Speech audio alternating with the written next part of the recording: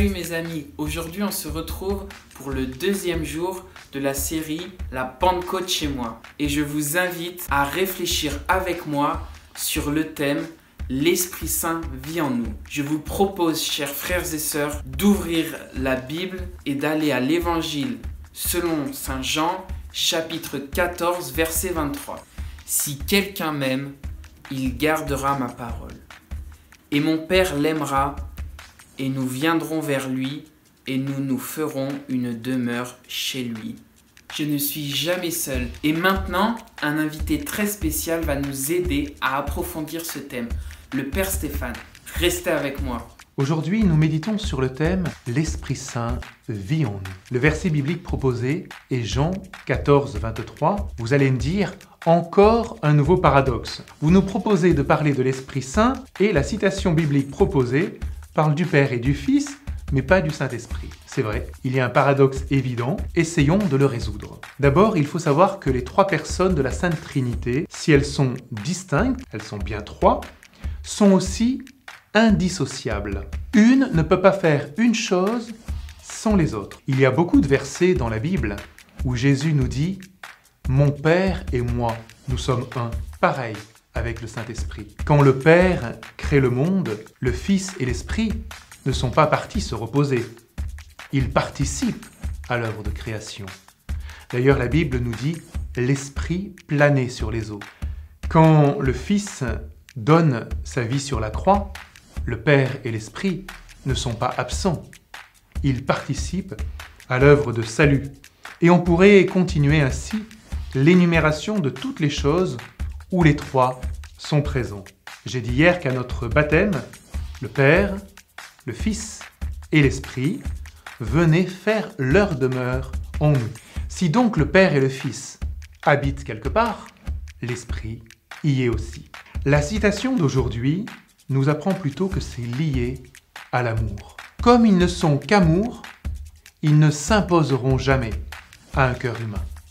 Il faut d'ailleurs un acte libre, toujours, pour demander un sacrement, et il faut une demande libre des parents pour demander le baptême, le meilleur qu'ils pensent pour leur enfant. L'amour est donc une condition de notre réceptivité. C'est l'inverse de l'adolescent qui ne sait pas très bien où il en est et qui fait parfois les choses un peu forcées. Nous, si nous voulons que les trois viennent en nous, dans notre cœur, viennent faire leur demeure en nous et s'y sentent bien, il nous faut aimer.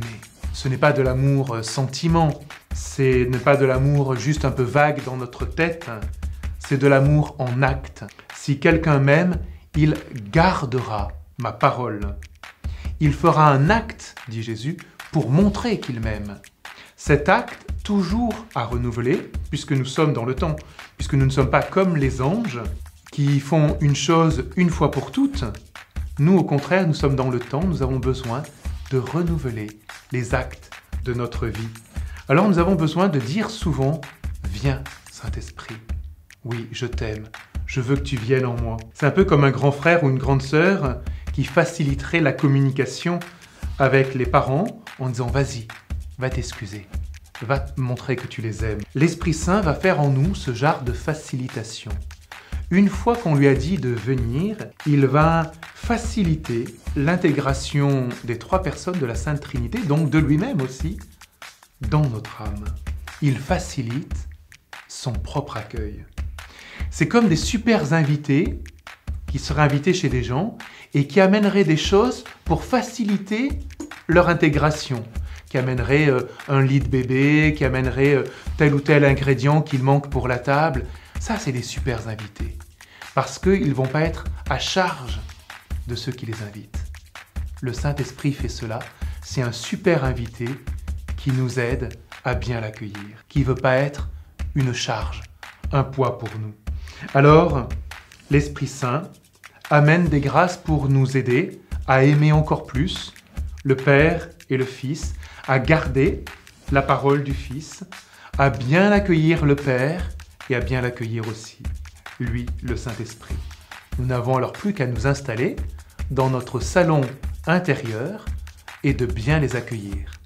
Ce sont des hôtes tellement importants qu'il vaut mieux ne pas les laisser dans le vestibule. Alors accueillons-les bien. À demain. Un grand merci mon Père d'avoir partagé tout cela avec nous. N'oubliez pas les prières proposées par la communauté. Un grand merci d'avoir suivi cette vidéo et à demain pour la suite de notre série.